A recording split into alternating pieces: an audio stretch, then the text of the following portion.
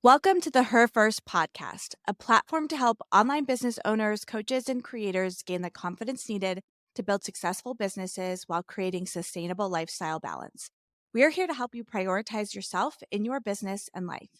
In this episode, Michelle and I are discussing the ways in which we invest our time reflecting our self worth, how to change your own narrative on your value, and some time strategies to help you prioritize. But before we dive into it, I know you've been working on some really cool things, Michelle. I'd love to hear what you've been up to this week. So this has been a really big week for our new business. So of course we have our coaching business. We actually have a side by business of like health and fitness, but we are launching a product business and it is a non-alcoholic hemp infused spirit line. So we're starting with what would be considered like a gin quality and it's a bottled product. You use it in replacement of a spirit in a cocktail. So it's like a mocktail. So it's non alcoholic, but it's got that CBD hemp derived aspect to it for calm and relaxation. And we're like in launch mode, technically speaking. So we are trying to get everything up and running. We're on a timeline of when we're waitlisting, pre-selling, and then hosting local events in our San Luis Obispo community. We'll be hosting pop-up events in which we're guest bartending and sharing with the community. And we'll be doing a pickup party and so much there. So this week has been all about solidifying the brand. And I'm working with this amazing graphic designer that I absolutely love and to just have had such a dream client relationship as her client to be able to facilitate what it really looks like for our brand to come to life, which I think is such an important piece of a business. And I know that there's a lot of business coaches in the online space who are like, you don't need a logo, you don't need a color palette, you don't need this. And whereas that's true, you can go out and make money without any of those things. I think that setting the stage for your brand, which includes determining who your ideal client is, being able to define your offer, thinking about the struggles or the pains that they deal with and what it is that they want out of your product or service, really, really critical. So I feel like it's actually a step that I missed in formulating my coaching business and originally formulating the health and wellness business that I'm so grateful to really embrace through this process. And it's just, oh, it is like chef's kiss. I know that's a term that people are using these days. It is so freaking good. And I just love the visuals. I love the design. And I'm just so, so excited about it. And it just feels like it's all really coming together. It makes it feel more real, more tangible, and really imbues the brand with that excitement and passion that I feel like we're bringing to this new product. So that's what I'm up to. That's really amazing. And I'm sure that for you, creating a physical product versus like basically always being in the digital world must be so different. It's incredibly different. It's really nice because it feels easy, to be fairly honest. Which is actually the name of the brand, to be honest. So being able to bring a physical product to market feels so simple and easy compared to a service or coaching. A lot of times it can be really tough to define who it is that we help and how we help them, because a lot of times I think as a coach you feel, well, I can help a lot of people do a lot of different things, and you're really working on goals and accomplishments and accountability and being able to do certain things in your life, and it can be hard to clarify that message. And when you have a physical product, then it just feels like, here's the thing, this is what it does for you, it's my one thing, and you can drink it or not drink. Like, that's it, just makes it feel so simple. So it's felt really good to do a physical product launch because it has challenged me in a lot of ways, but it's also opened up the opportunity to be like, oh, this feels so much more casual. This feels so much more simple Yeah. than I feel like my brand and business has been for a long time. That's so interesting. What one of my side business dreams, and I still haven't formulated exactly what it is yet, but my town has the cutest downtown. It's a pretty small, just couple blocks of cute storefronts, shops, restaurants, anything. And the locations are actually fairly affordable. Like whenever one comes up, I look at the rent and I look at the place and the square footage, and I always think about what I would put there and what I could create. Now I'm way too busy right now to take on any other sort of business venture. When my daughter's a little bit older and my business is a little bit more established, I totally just want to open a storefront selling Mm. something and sit in my downtown, say hi to everybody, and hang out. That like idea of selling something physical and tangible is really interesting. And I think it's something that I've never really wanted a brick and mortar because the online space is so compelling when it can be location independent, scalable. There's so much in terms of the benefit of having an online business that has always been just how I wanted to live my life, right? Today, we're talking about your self worth, the way you invest your time.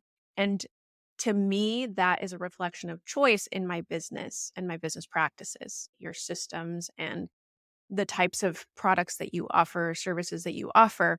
But stepping into the physical product and what will eventually be, we're not necessarily launching e-commerce right off of the bat because we have such a successful community here at the local level. And so within 3 to 4 months from now, we'll be doing a true e-commerce launch when it comes to influencer marketing and digital ads. And that's, I feel like, it's almost like a second business to your like Yeah. in-person business. It's an interesting split in the way that I have to think about it in the marketing because right now we're doing a lot of guerrilla marketing. We're looking at print publications at a local level. We have partnerships with restaurants that we're putting together and we're hosting events. We're applying to different markets as we come up on the holiday season. So there's a lot included in that obviously, when it comes to the e-commerce space, you're looking at a very, very different marketing Yeah. strategy and a very different approach. So it is just interesting, and it's helped open me up to other business foundational principles that, again, I feel like sometimes we miss in the digital space. It's contributed a lot even to my coaching practice and my coaching business because it's allowed me to think about things a little bit differently and think about things a little more tangibly than I would have maybe beforehand. Yeah, that's great. I kind of big thing I've been focused on this week, which is not nearly as exciting as launching an entire new business. But this week I've been training a new account manager for Millennial Marketer, my business. And what we do at Millennial Marketer, we help people create, grow, and scale their online courses, primarily using the platform Kajabi. And it's a fascinating business. We have tons of different clients, all from different industries. And I have been doing all of the account management. So, along with working on people's marketing strategies, creating content for them, running the business, our finances, project management for everything. I'm also our account manager, handling billing, reviewing things with clients, like being that point person. And we really felt as a company that we needed someone to take that for me so we could move our company to the next level. Right. I can't currently focus on like big picture, future driven, new product ideas, new things if I'm in the day to day of my business. But what's been really interesting, we brought this person on. She is absolutely amazing, doing a fantastic job. I've realized it's really hard to just take my brain and give it to somebody because we have SOPs and we have templates and stuff like that. But like managing a client's life cycle is so intricate and nuanced, even with an SOP, right? Different people need different things and are at different paces. And teaching to someone is hard. Like it's hard to do, especially too when you have clients mid-cycle, right? Like clients that are like they've been with us for a while, they're partway through a project, how you incorporate someone in that. So it's actually been really fun though, because I've had to really think about what I do and why I do it to help translate that to a new person. But I'm just excited because this is a big step for us. We've brought on a lot of creatives, people to edit videos and build web pages and build things. But now we're bringing on staff to help run the company, which is a very different kind of role and really starts to feel like, oh, we're like legit now. We have this whole team, that's going to be able to run projects without me watching every single step of the way at some point. So it's pretty exciting. That is exciting, and congratulations. That's a big move to bring Thank on you. someone who's really gonna help with the operational delivery of your service or of your product and what you offer to clients. And when you were speaking about, handing things off and really having that person fully understand, what comes to mind is intuition.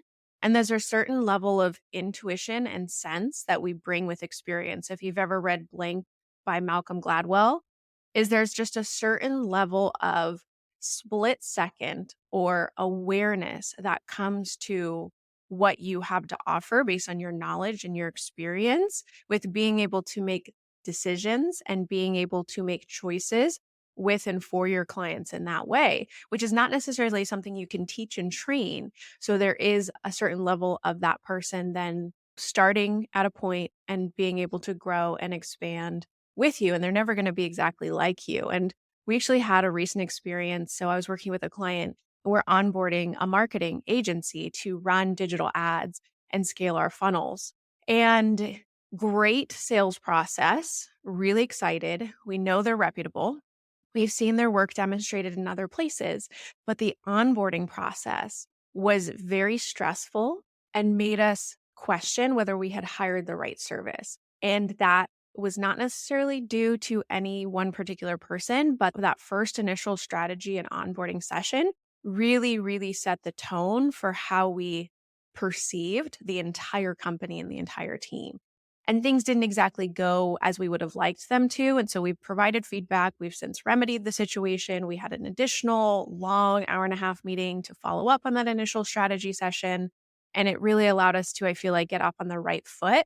But that's a concern when you're bringing on team members is how are they going to set the tone for your business? How are they going to connect with clients and ensuring that the face of your business and brand is represented really well with Yeah. them and through them. Congratulations. And Thank I'm you. excited. So we're both doing a lot of things, which is Yeah. really All the fantastic. things. All the things, podcast, content. And speaking of content, the topic that we have today is really about self-worth, value, and how you invest your time.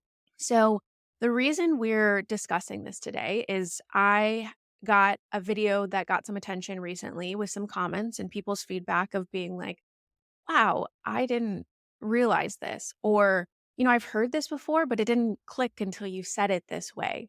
And the topic was really about how you see yourself determines and dictates the actions and choices that you make, which when you hear it, like, oh, yeah, I guess that makes sense. But what we don't realize in all the ways in which our self worth and our self value and sense of self is inhibiting our ability to do, take action, or change in all the areas of our lives. So, the way that this really comes into play, and this is something that I was noticing in myself, is there were certain things that I wanted to do, certain either self care activities, ways in which I was running my daily schedule, or even the work priorities that I had. There were things that I thought that I wanted to accomplish or that I wanted to do, but I wasn't. For some reason, I was procrastinating. For some reason, it was always on my to do list, but I wasn't checking it off. I would do these other smaller tasks instead of focusing on this big task. And I had to really step back and question and wonder why that was the case. And through some self reflection and also starting to see it in others, so starting to see it in students and clients, I started recognizing that they had the same perspective. Oh, yeah, I've been wanting to do that forever. Or, oh, yeah, that's something I'd like to do, but I don't really have the time or the energy to do it. What I found was that if they didn't recognize their own value, if they didn't see their own worth, if they didn't care for themselves enough to take the action, to make the change, to do the thing that they quote unquote wanted to do, it wouldn't happen. And so I had to start thinking about how I valued myself, how my energy showed up in worth, how I thought of myself in the world. And then that allowed me to start making changes in which I wanted, in which I desired, in which I envisioned and imagined for myself. And so today we're going to talk a little bit about what it looks like for you if you struggle with this, or whether maybe it's something you haven't thought of before, right? We don't often sit around and think, do I value myself? Do I value my own worthiness? Like, how does that show up in my time? How does that show up in my energy?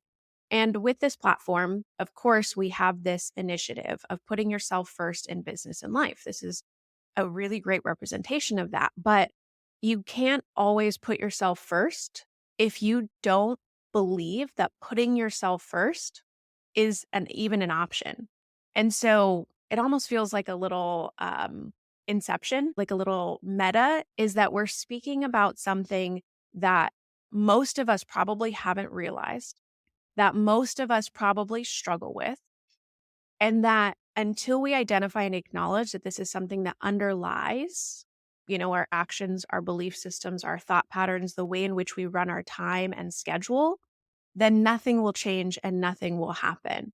So that's what we're going to chat about today. Joanna, I'd love to hear kind of your initial thoughts on this. And if you have any personal stories that you can bring to this conversation of self-worth and valuing our time, our energy, and what it is that we do throughout the day. One thing that really sticks out to me is this idea of choice over your time. I think that sometimes it can really feel like you have no control, that things happen at you, right? Like that there's all of these external factors coming in, controlling your time, controlling your day, controlling your choices. And that leads you to think, I will work on my business when all of these other things are done, or I will focus on that ultimate goal when this is done or that is done. And there's a reality that we have needs we have to take care of. You might have a family, you have a certain income level. Sometimes just throwing everything out and only tunnel vision, focusing on that like big dream goal isn't possible. But, what I'm hearing you say is that the first step in this is actually just like discovering like I'm worth going after my goals, right? Like I am worth doing that and really, really believing that. Then you can sit down and set priorities. Then you can sit down and look at what happens because you might need to have an income. You might need to do certain things. You might have a child that has needs or an elderly parent that has needs, but where is the time for you to look at what you're going for? And, something that I think about when, my first big dream was to be an actress. I don't know if you know this about me. Do you know, have I told you about like my acting days? Like, We talked a little bit about how you were involved in music and you did some acting, and yeah. so it definitely piqued my curiosity. So this is just a very interesting story because, yeah, my first big goal was to be an actress. And I did dance lessons. I did every show I could do at my high school. I did not grow up with a lot of money. So, unlike a lot of the people I worked with, I didn't have voice lessons, dance lessons till I was 6. I got a job working at a candy store so I could pay for my own dance lessons when I was like 16, right? Because I was like, I need to learn how to dance.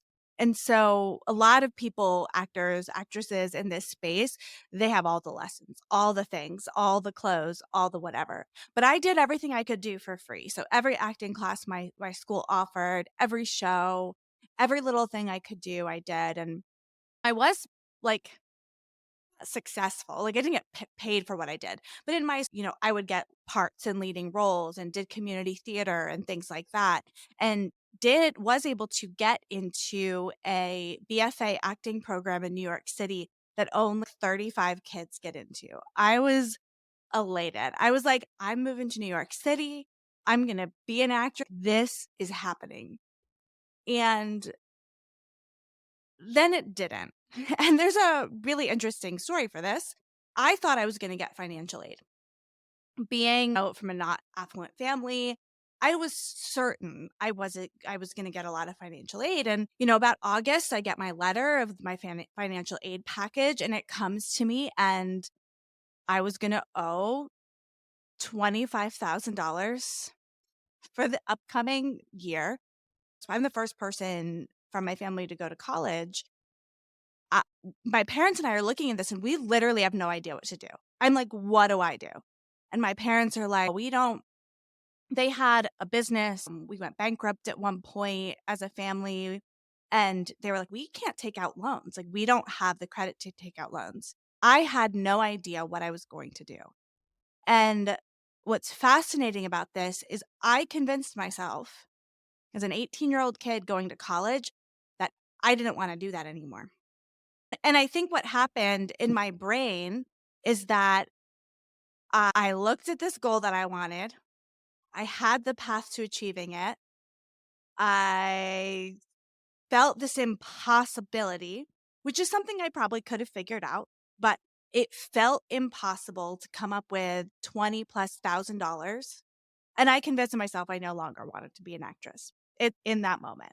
And I did figure out my life, and I'm very happy with what I'm doing now. But looking back at that, I think it was what you're talking about. Like, I didn't believe I was worth it to take that risk on myself and make that move.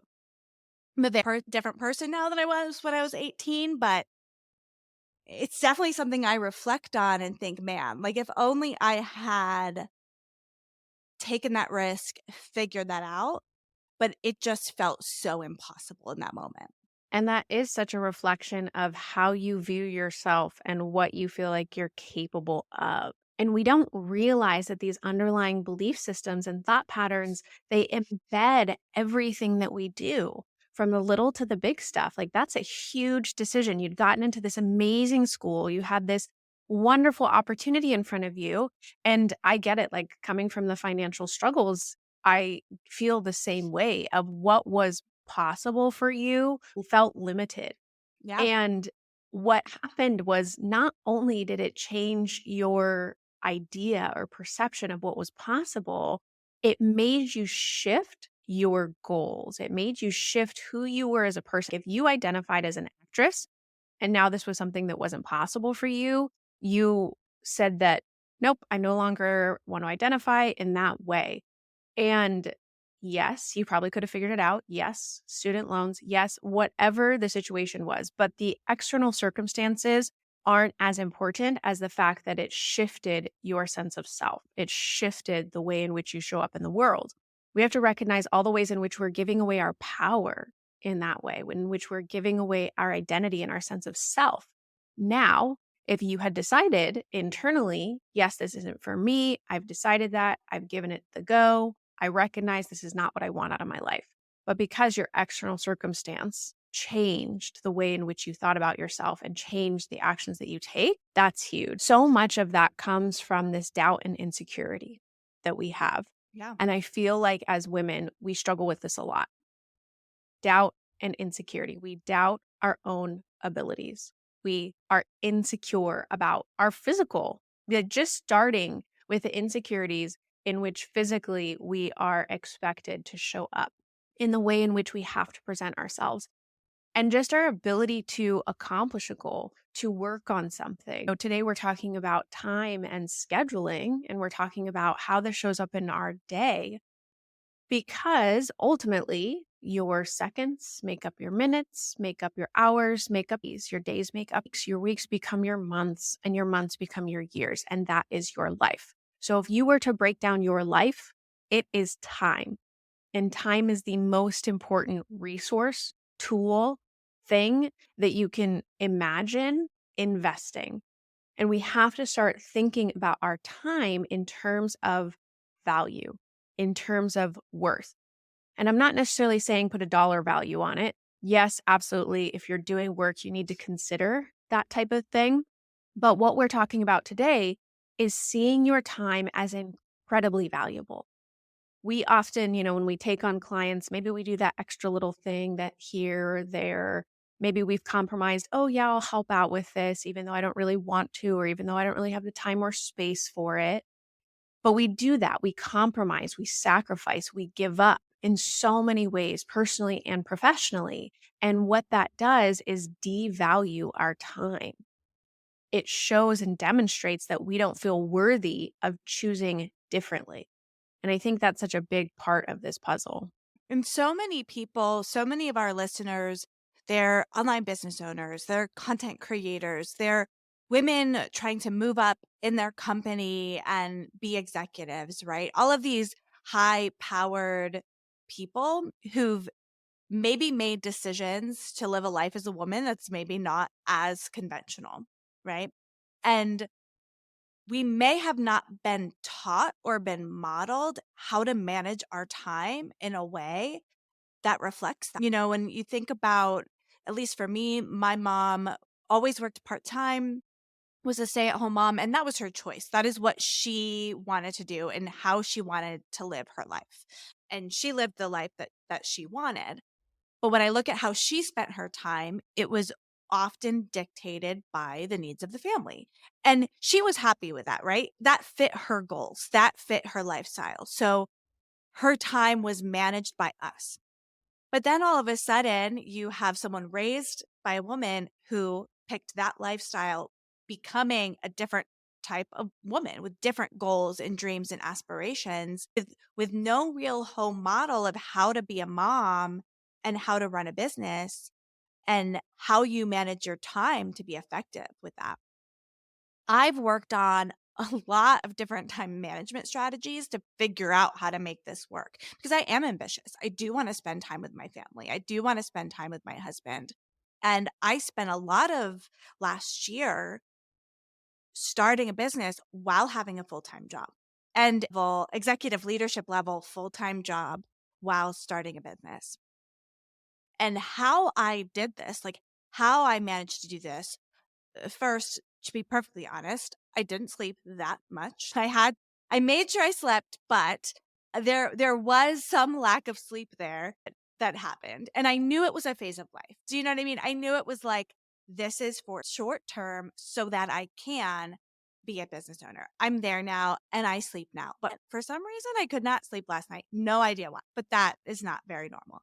So one thing that I did was started making sure like I set up pockets. Like while I had a 9 to 5 and doing my own business, I set up pockets of time where I focused on my business no matter what.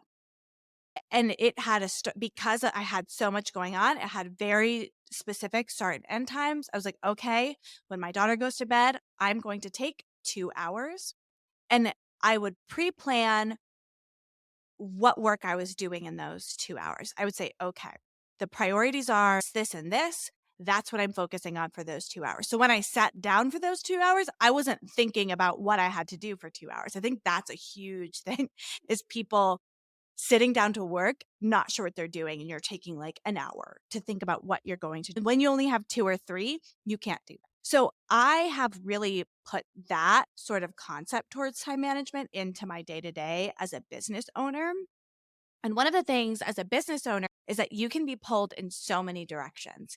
You have administrative tasks, you have your own personal brand, you have your team, you have your service-based business, you have your clients, whatever it is, you have different buckets of things that you have to focus on. And one thing I find really helpful is throughout my week, I carve out certain sections of days to focus on those different things. And for me, that makes sure I'm not letting something go. Do I always get everything I want done in a week? No way. I think if I did, I wouldn't be where I am today because I wouldn't be being ambitious enough. But what that does, if I say, okay, this half of my day, I'm focused on client work, and this half of my day, I'm focused on my business, that makes sure that both business and client work gets done. Because for me, if I don't do that, what will fall away is my business and my personal brand.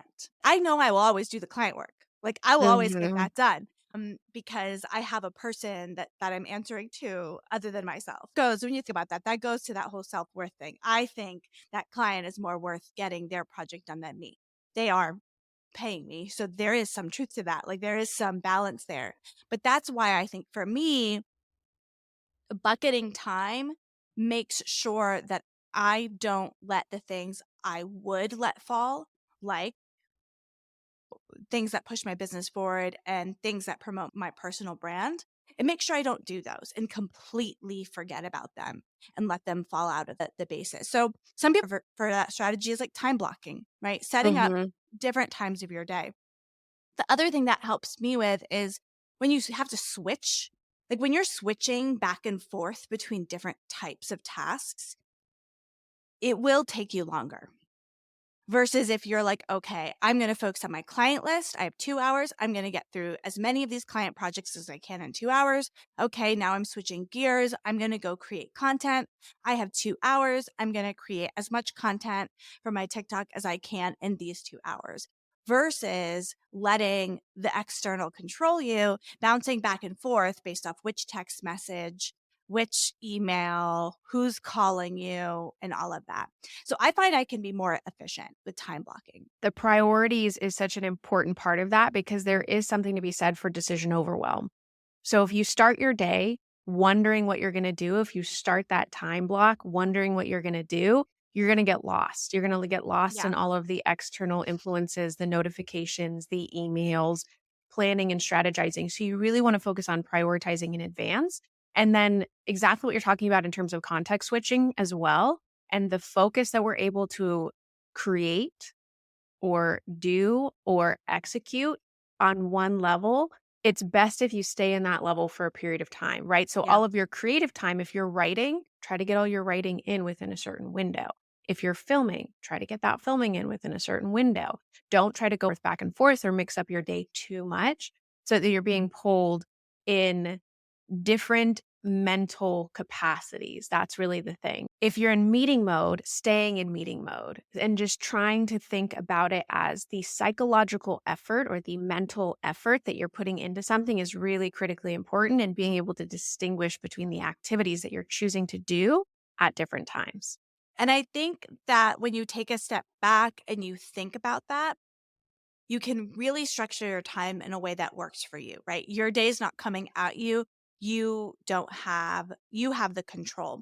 And of course, things happen. Emergencies happen, things come up. Sometimes things do come out. So there is that reality, right? But if the majority of your time is really well scheduled, really well thought out, then when those things happen, it's not going to throw you off as much as if you're always in chaos. The other thing too, when you time block yourself, say you have a goal of growing a TikTok following and you've set your times up to film. One thing I think happens with tasks is when you don't have a ton of time to do everything you want to do, then you don't do it at all. So say you're like, I want to be posting twice a day on TikTok. Pretend for a second that's your goal. And you're like, hey, well, I'm not going to sit down and film until I find the time to make 14 videos for this week in one sitting. Well, it's going to be hard to find time for 14 videos in a sitting. But say you say, okay, I'm going to take Tuesday and Thursday mornings to film, and I'm going to do it for an hour and a half, and I'm going to edit it right there. Maybe you won't get to 14 videos. Maybe you'll get 7 in those 2 days. But otherwise, you would have had 0. So I think when you think I'm going to have this time, it's way better to have 7 videos than 0. So I'm just going to do as much as I can in that allotted time. And I was just talking to a client about this because we're setting exactly this up in terms of how do we schedule in the content creation? Because it seems silly, but it's one of the things that will inhibit you from actually doing it is not where do I set up? What does my format look like? What I'm going to be talking about? How am I going to dress? All of those things can be little barriers to actually doing the activity or the task.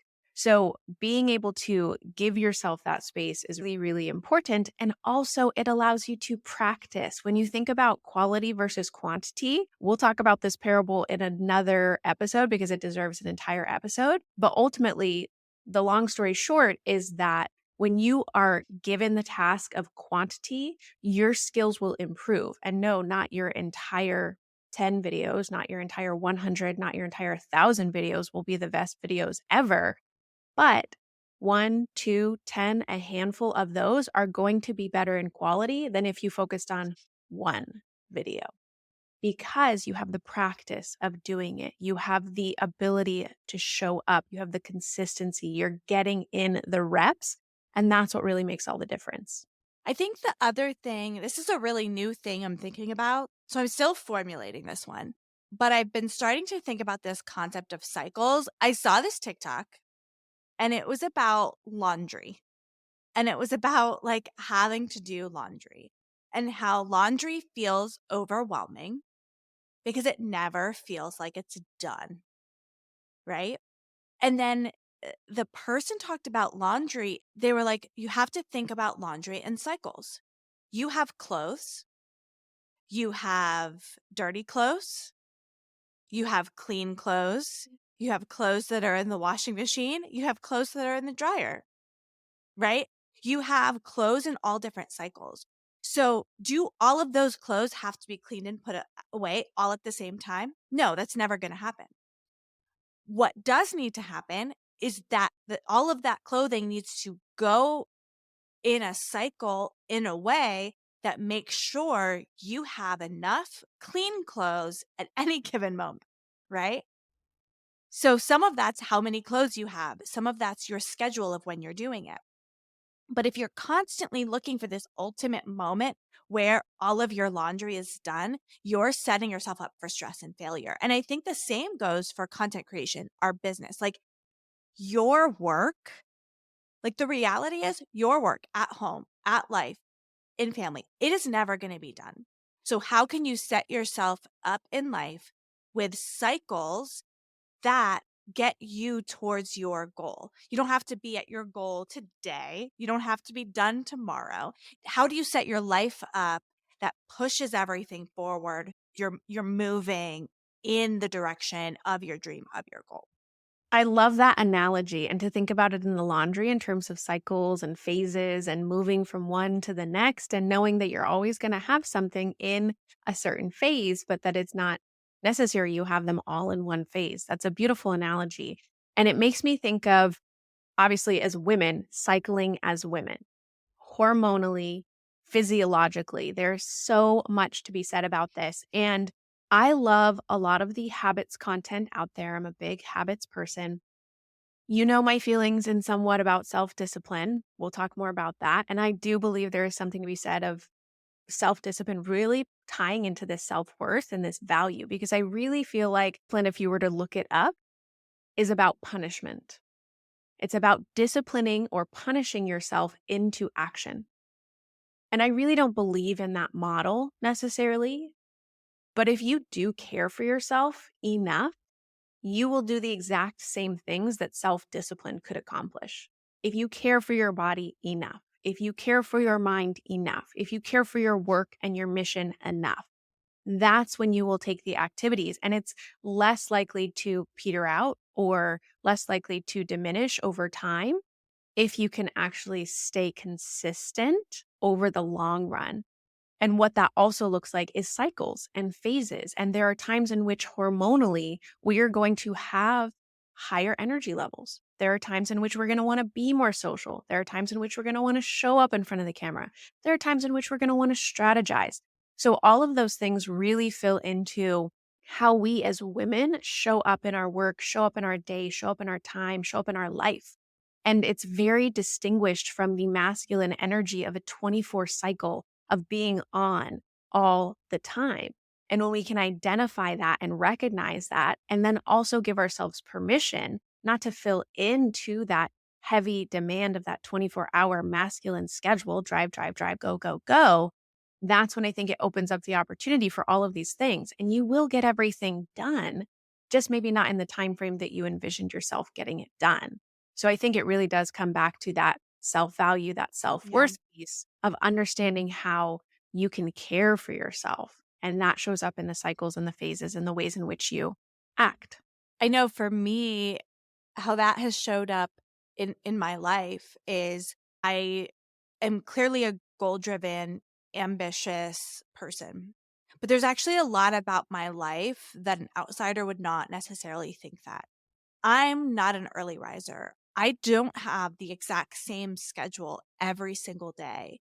And when I was working a 9 to 5 where I was commuting every day, the act of getting up at the same time, getting in the shower at the same time, doing my makeup at the same time, getting in the car, like that very specific morning routine, I hated it.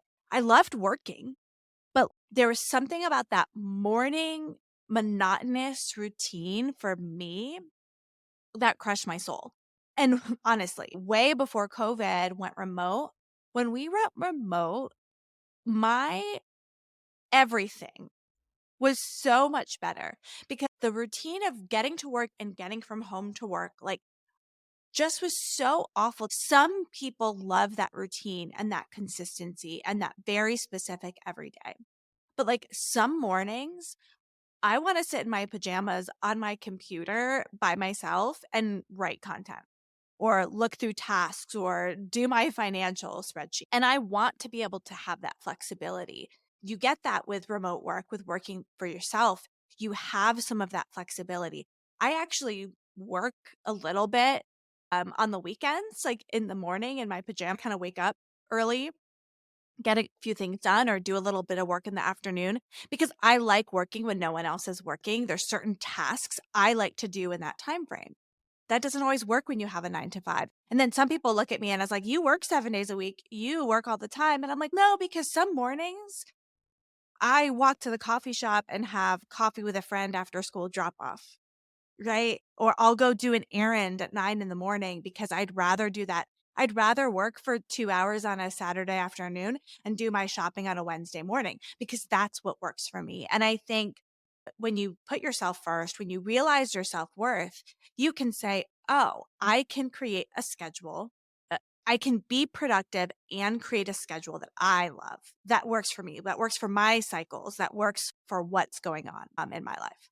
There's a lot to be said about routine and consistency. And I see where people are coming from. Cody Sanchez actually just put out a video about this, so I'll link it in the show notes. But when it comes to routine and consistency, and having come from her healthy habits, which is the health and wellness side of my brand, and where I was as a wellness professional for over 10 years, working with people when it came to habits and consistency and exercise and routines and showing up and being dedicated and committed. And I got to the same place, Joanna. I felt like I couldn't anymore. And for me, when I was teaching and coaching and personal training, that was like waking up at 4 o'clock, 4:30 o'clock in the morning, getting to the gym by 5, teaching, coaching, training over the course of that morning time, doing my stuff, right? I had my tea. Sometimes I've had my little morning meditation sessions. Like things were there. I was still eating well and everything else, but that wasn't for me. That regimented schedule, that early morning was not for me. If I wake up between 7 and 8, I'm very happy. That is what is a quality start for me. And you're right, that everyday consistent, doing the same thing every single day, again, it does help because if you struggle with decision overwhelm throughout the day, that decision fatigue that comes in when you wake up, what am I going to do this morning? How am I going to spend my time? Where's my effort and energy going? That can affect you. But when you give yourself the space and the opportunity to say, I'm leaving a 2-hour window in the morning to be able to connect with someone, and you fulfill those other needs of your life, it does mean that you can theoretically work 7 days and be happy and comfortable. I'm trying to work on, there's another book and resource I'll actually link in the show notes, and I think it's called 24/6. I'm going to have to double check that. It's about spending time in the digital space, but then taking a 24-hour period in a 7-day cycle away from all of technology. So zero phone, zero internet, zero computer, zero everything. And I think that is actually really healthy to kind of like a break. But I completely see where you're coming from when it's about finding what works for you in Yep. your schedule. And when you can identify your value, your worth, that's how that shows up. And then the one thing that I want to share and impart here is that we're not talking about a toxic, productive, time managed, totally, minute by minute type of energy. You have to get everything done. You have to use these time management techniques in order to be more accomplished, in order to be more successful. But how can you show up in your life in the way that you want, in the way that you dream of, in the ideal situation for you? What does that look like? How are you investing your mornings? What does your calendar look like when you're scheduling out meetings or working with clients?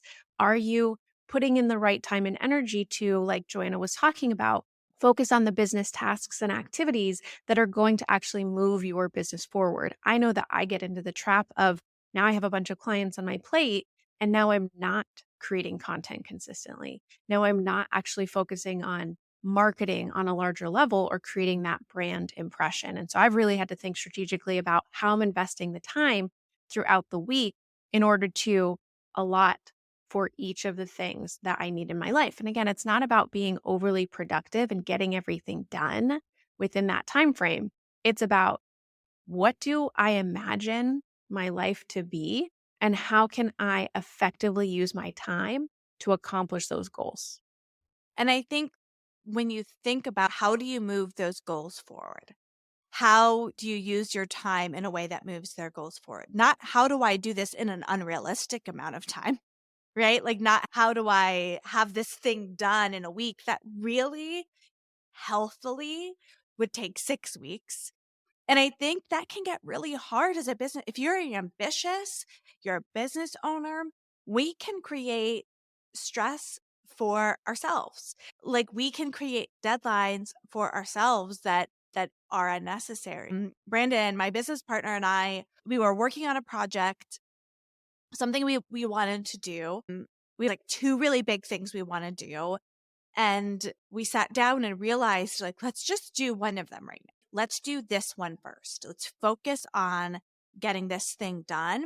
And then we can add the other thing. We have a profitable, successful business right now. It exists. It is working for us. It's providing what we need.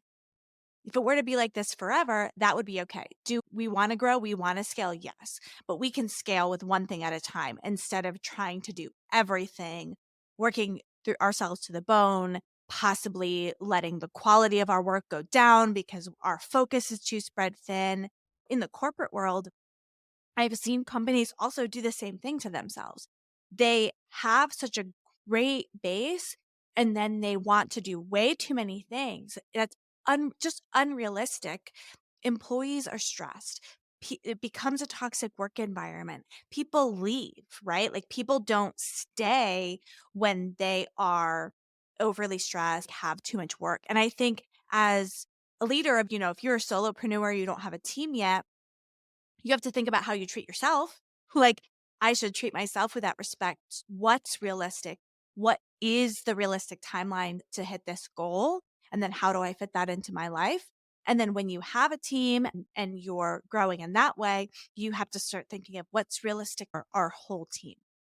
How do we move forward in a way that isn't toxic, right? That isn't that toxic productivity, constantly working life that leads to burnout. Really, I think what we're trying to accomplish through this conversation is not leading to that burnout, not getting yourself into a place where you're sacrificing, not compromising your time, your energy, how you're investing yourself on a day to day basis. And we believe that where that comes from is really understanding your own value. So I think the best way to start to accomplish that is really sitting down and writing, maybe recording a video or an audio note. How do you value yourself? What does it mean for you to have self worth? Do you feel worthy of the goals that you're working towards right now? What is it that's inhibiting you or keeping you from having what it is that you're working towards in the present moment? And starting to reflect on some of the things that we're talking about today and really identifying, how would you measure your self worth? If you were to sit down and say 1 to 10, how valuable do I think I am? Where does that come up? And this shows up in your pricing. It shows up in how you deliver your services. It shows up in the offers and products that you're creating. It shows up in your content creation and whether you show up doubtful and insecure and unsure, or whether you show up as an expert and as an authority and as someone who speaks from a place of knowing their own value, knowing their own worth, and identifying that you are worthy of being here. You are worthy of taking up space. You are worthy of presenting your ideas and your opinions. You are worthy of being heard, and you're worthy of selling, and you're worthy of showing your genius and expertise in the world and demonstrating everything that you have to value and everything that you have to show and everything that you have to deliver to the world, and the world needs it in a big way. So don't let those external things impact you. And I know, Joanna, you have some thoughts about how, when we start to shift this sense of identity, when we start to shift our own value, start to shift our own worth, how that affects everything else in our lives. So, external circumstances as well as possibly relationships. So, I'm going to let you take it away with relationships. So there's definitely this interesting thing that happens that once you start to really own your own self-worth, you start to own your time, you start to set boundaries and stick to them. If you have been someone who's put yourself last or a people pleaser or any of those things in the past, people in your life will likely struggle with you being different and it can cause a lot of tension. So you're going to have people who you knew you one way, and they're going to have opinions on your life decisions and your choices. And I think that can show up in a couple of ways. One, you can get actual criticism, right? You've made a decision, you want to do something, and there will be naysayers that say, your idea is not great. I remember I had a family member when I first started talking about becoming a business owner laugh at the idea that a business I owned could make more than $100,000 in a year, make that kind of comment.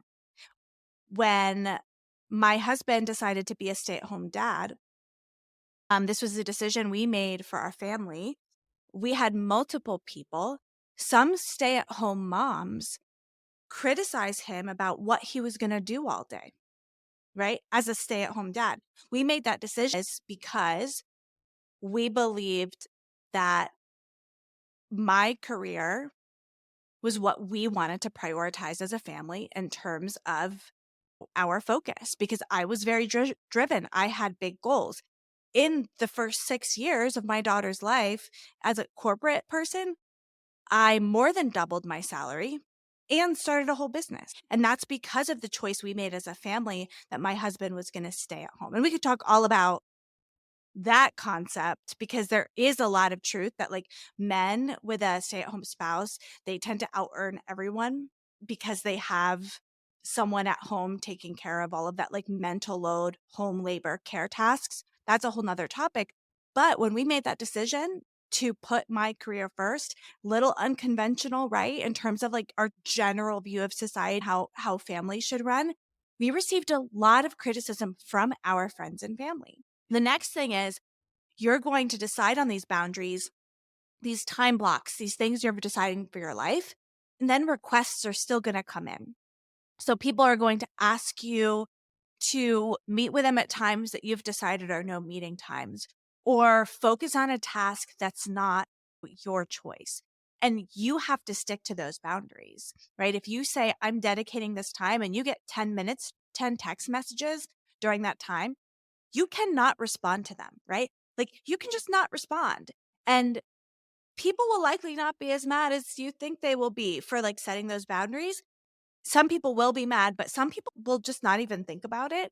So you have to not let your need to please others and put others first come above your schedule and your choices and your boundaries. And that can be very, very hard and create tension and do all of those things in your life. So a lot of times these like personal shifts in your mindset create outside tension and you have to be prepared for that.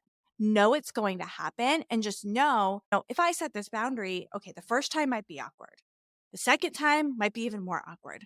The third time that person might get mad at me, but then fourth, fifth, sixth time that person is either they're going to learn to respect your boundaries, your time, or maybe that's not someone who should be that deep in your life if you can't set those boundaries with them. So I think one thing to be very aware of if you go on this journey to put yourself first and to prioritize yourself and to prioritize a goal, there will be issues with the outside world, and you're going to have to learn how to deal with it.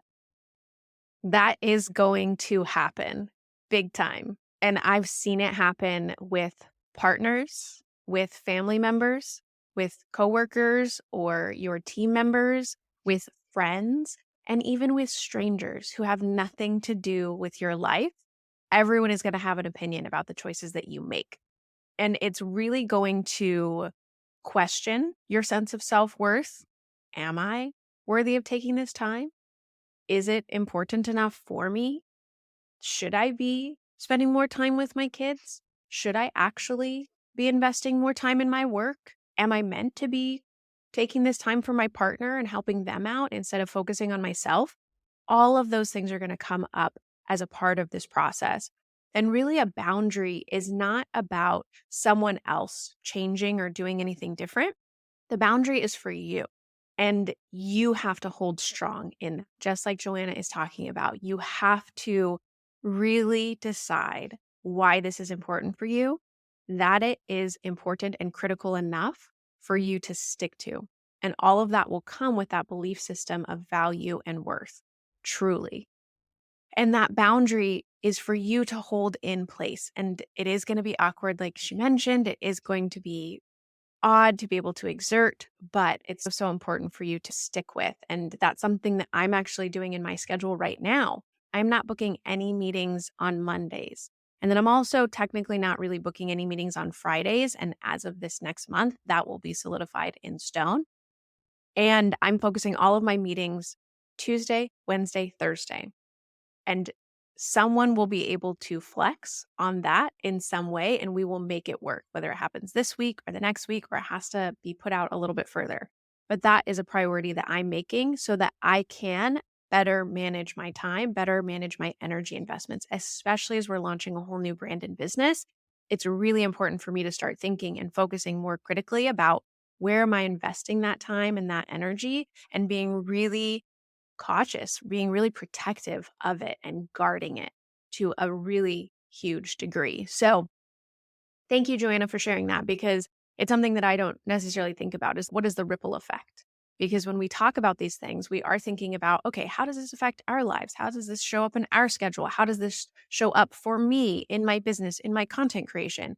But with all of those changes comes the external influence, comes the relationships, comes the what's happening as a result. And those things will start to make you question or make you start to wonder whether you're making the right choices. And so you have to be really strong and really solid in that.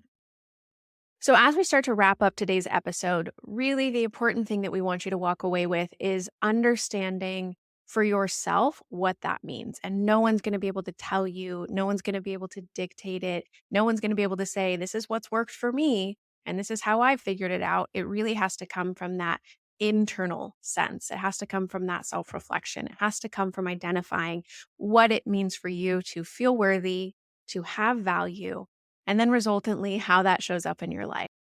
I just want to thank our listeners for joining us today for this discussion. And I hope that you found some inspiration as well as some just practical advice so that you can start to make the most of your time.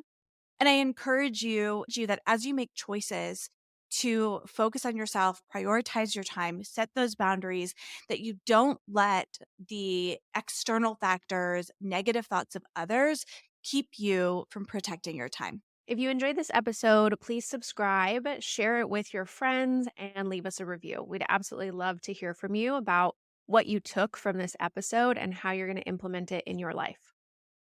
Remember, your time is precious, and so are you. What is one thing you can do today to prioritize you in business and life?